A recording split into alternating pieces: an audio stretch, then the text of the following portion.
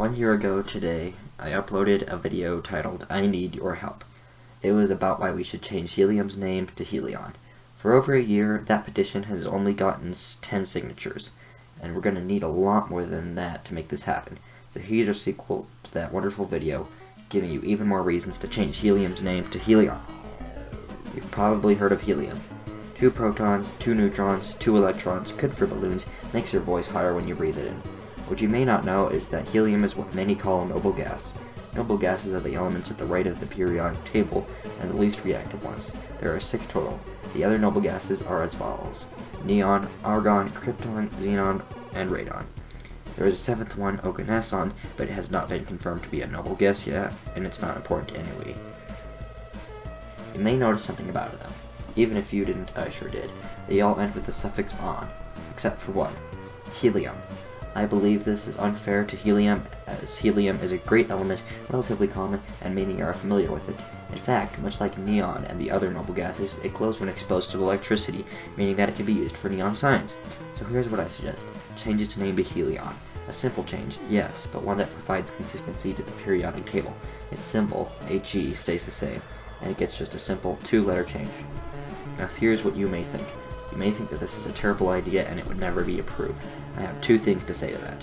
For one, aluminum was originally called alumina when it was discovered, but since then the official name has been changed to aluminium.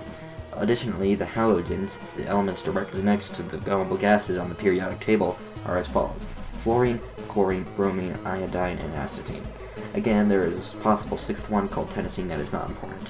As you may notice, they all end with "ene". In fact, the alkali metals, alkaline earth metals, lanthanides, actinides, and transactinides all end with the suffix "ion", and that's still not all that follows a pattern. When you get to particles even smaller than elements, you find protons, neutrons, and electrons. These all end with "on". And you know what? These aren't the only terms for particles smaller than elements either.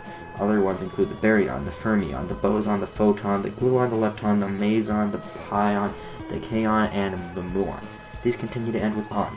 Plus, Helion would be a more accurate name, as it was named after the Greek god of the sun, Helios. You may see this and think, okay, but is it really necessary? And here's what I have to say to that. Every time a new element is discovered or synthesized, it is given a placeholder name and then later renamed. For example, when element 113 was discovered, it was given the name yttrium, but was later renamed to nihonium. Is that really necessary? Why can't we do this with helium? Also, wouldn't it be a good idea to rename it simply for the sake of consistency? It would be easier for future chemists to recognize helium as a noble gas if it were renamed to Helion. What you may say to this is that helium is already easy to recognize as a noble gas to many chemists, and it's not an uncommon element, and it being a noble gas is not much more uncommon knowledge.